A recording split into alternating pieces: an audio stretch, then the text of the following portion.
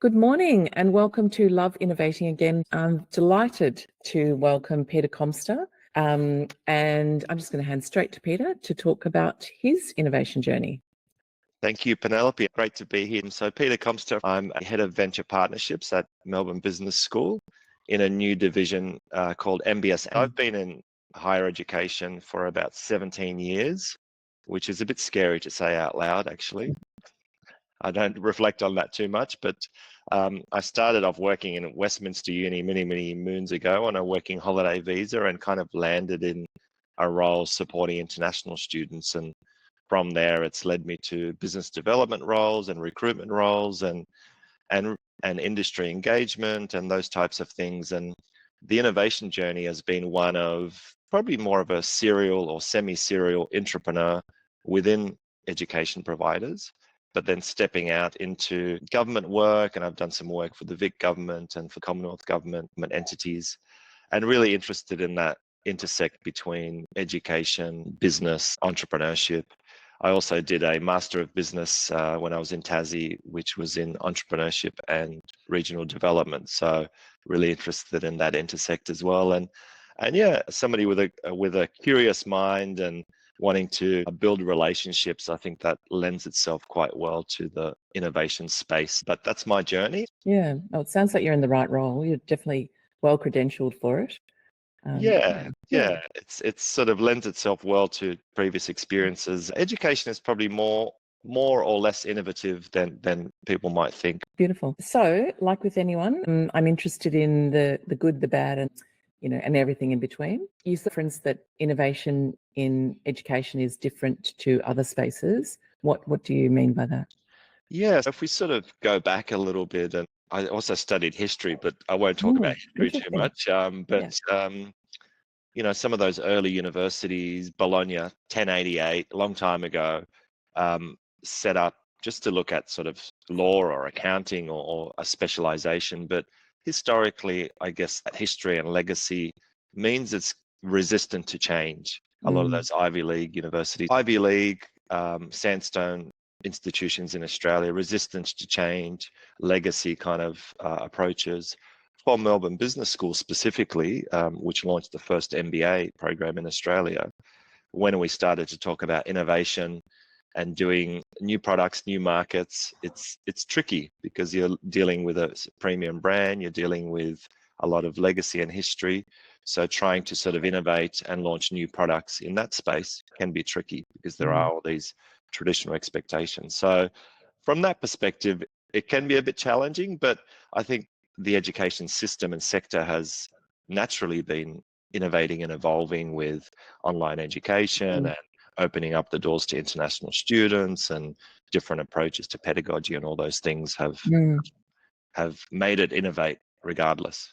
Yeah, there's a huge amount of aspects of innovation. Can you talk about a couple of the challenges that you have faced? Yeah, so challenges, I think I'll draw a little bit on our MBS and experience, which initially was just stood up as an innovation capability within a business school. The business school's got about 250 people, academics, learning functions, admissions, etc. One of the things we thought about initially when we stood up this team, this lab, was how do we just build a bit of innovation capability and mindset in the school to look at innovative new ideas. So the first challenge was probably getting that funding and senior leadership buy-in for that, because it's uncharted territory. It's a longer term investment. I heard this quote somewhere: with any new innovation function or team, the central nervous system starts to attack. We didn't have that, thankfully. Nobody attacked us. But there was that challenge of doing something out there without a clear return on investment straight away, and doing something that the school's not typically renowned for. Innovative content in programs, innovative executive education offerings, but not innovation as a standalone item. So it was really that initial buy-in was a challenge. And with that probably comes discussions about investing in a team and different roles and functions. And I had a community manager in my teams. A community manager, maybe from a startup world, was a bit of a weird conversation to have initially, to say, oh, why do we need this? What could this unlock? So that was a bit of a challenge. And then I would also say a business school attending startup accelerator incubator type events, for a lot of people, we had to do a lot of dot joining, because it doesn't sound like, oh, I thought you did MBA programs, or I thought you did executive education programs. But it was exciting to explore that challenge, to just talk about relevance and what could we unlock if Australia's top business school was involved in some of these conversations. So those were some of the challenges initially, but not insurmountable. But I think any innovation hub or team probably has faced those issues of relevance or initial investment or corporate or senior leadership buy-in. Yes. And how did you actually get it over the line? It's a big entity now. So Yeah, what was the journey? yeah. So Hub? Yeah. hub to be on. So I think one thing we did, which was very costly but a very good investment, was we partnered with Deloitte Ventures, and there was a extensive body of work done on nationwide challenges in the future of work and learning. So the Innovation Hub, MBS and, is an innovation hub for the future of learning and work. So we spent a lot of time and investment on building a business case for these are the extensive nationwide challenges regarding learning and development, and that was backed by research from Deloitte, as well as spending a lot of time with that team to develop our strategy and, in essence, high-level business case to support this investment of the team initially, separate to the ventures that we will be building out. So that was really tricky because it needed to be done really well and high return on investment, but it propelled the team and sort of gave us that leapfrog ability to have that capability transferred and have a solid understanding of what this value proposition is. So that money solved a little bit, but really thinking about it, slowing down and saying, hey, if we build out the plan and the strategy of the different innovation vehicles we could explore, and we took our time with that, about 6 months, that helped unlock that buy-in challenge as well. And the kinds of initiatives you're talking about, still the things that feature in your portfolio? Yeah, so in essence, we've got 6 areas or portfolio themes, like inclusive learning and different approaches to L&D and funding for L&D and personalized learning. So they became our opportunity spaces or themes. And then from that, we spent more time actually building out ventures or ideas for ventures aligned to those portfolios. So now the school has a portfolio of potential ideas, and they can be dialed up, dialed down with a partner, depending on what the venture setup is. Interesting. Great. And in terms of the tooling, what's your toolkit? Yeah, so it's been quite an interesting journey with tools, because at the very beginning, I think, just to take it back, first we had to really just build out an ecosystem of potential clients, education disruptors, education or startup communities, even founders. So that was done very basically through something called Notion, which is very adaptable, and we basically built our own CRM. But probably the 2 tools we used a lot early on, one is Figma, from low, no code kind of prototypes and simple sharp prototypes, ideating and exploring ideas and testing them with customers. Figma enabled us to stand up and build our prototypes quickly based on research and interviews, and to show something to potential partners, investors, stakeholders, customers. And another thing, we've started to explore something like opportunities on a page kind of framework, which is like a DVF light kind of approach. Market sizing, talks about audiences, halo audiences, competitors, and we use that as another tool very frequently because it was quite iterative early on. So we had lots of ideas. We had these 6 portfolio themes. So the ideas, in essence, needed to align to some of those ideas. We needed to test those ideas with customers frequently. But that opportunities on a page has been a bit of a framework for us to reuse and retest, and then things were built out into a business model canvas and other things, and really building out business cases for new ventures. We also used a human-centered design team to do a bit of that support to help us with some of the interviews and synthesis. So that helped just to bring more hands on deck to do it rapidly. One of the key points you touch on there is that you're not doing anything that's so out of the box that it takes too long to understand. So sometimes people think they need to, really embrace the latest tools and spend a lot of time thinking through tooling. And really a lot of the time it's just, what can we access quickly that doesn't take too long to learn, that is going to actually produce a result. Yeah, and that's a very salient point, because for us, from a market perspective, we needed to be able to show potential customers something tangible early on. Otherwise, it was quite hard to conceptualize. Yeah. Otherwise, it's like, is this a program? It's hard to sort of translate that and start to get that early bite, because sometimes I think organizations and innovation teams might spend a lot of time just building out the perfect prototype, or it's super high fidelity, and then it's like, oh, we're not doing that anymore because there's no customer appetite. So maybe a little bit of testing early on is the lesson learned. Yeah, absolutely. So you've mentioned customers a few times. Who are your customers? So customers are largely L&D, learning and development buyers from organizations, probably larger organizations.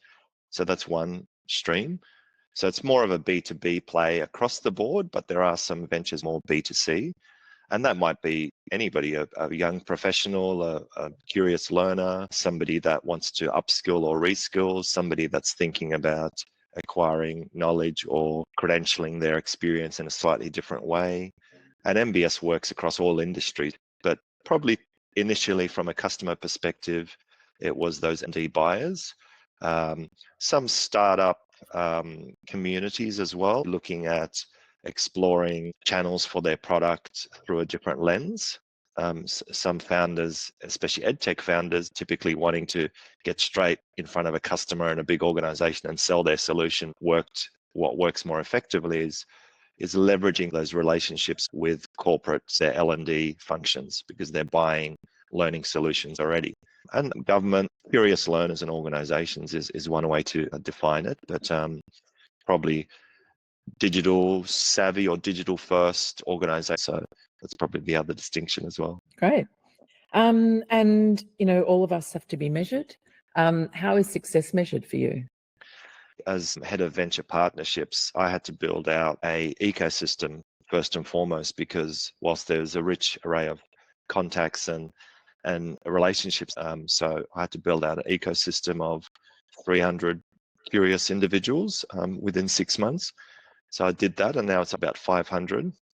The other thing, I guess, a suite of potential customers or pilot customers. So initially the KPI, the measurement, was to have 10 pilot organizations involved somehow in that incubator. And I think in the end we had something like 55. Wow. So that was a key KPI measurement of just having an enabling community. The measures with ventures is looking at commercial viability, so testing further and getting those business model canvases or business cases approved and supported by the senior leadership team. That was a key measurement. Feedback from our community is probably a key one as well. Net promoter scores and other things through engagement metrics. So it sounds like you're kicking goals and ticking boxes, which is great. Something that I've discussed with a lot of corporate innovation teams. I guess initially we set up, the first vehicle was a innovation capability. So we've built that as a sort of innovation vehicle. And the second one was a incubator or accelerator. But in terms of other ideas, focus is more external and adjacent and transformational innovation. So trying to not be pulled into core innovation, which is tricky to do because the adjacent and transformational, in 3 years' time, will have this kind of return. And how do you personally stay energized, interested? Because it sounds like you've laid out a really beautiful plan of how you went from sort of zero to a fully functioning ecosystem. I'm sure it wasn't that easy. Yeah, it's a really great question, because I would describe myself as a partnership specialist and not an innovation specialist. But what's fascinating is the partnerships developed and the ecosystem built has been a key enabler for the success of the team. So my growth and my success and my joy and, energizing factors are probably going to be aligned to those things. So it's how to look at partnerships through a different lens. It's that classic build by partner sort of thinking for ventures, but what else can the school do to unlock partnerships? And then bringing that back to innovation, unlock those partnerships in a slightly different way. The world's our oyster. There's a lot of innovation theatre that goes on in the education sector, but really we need to innovate to support the nation with its future skills. So I'm sort of excited to do that, but realistic that it's going to take some time still. Yeah, it's a big agenda. Yeah.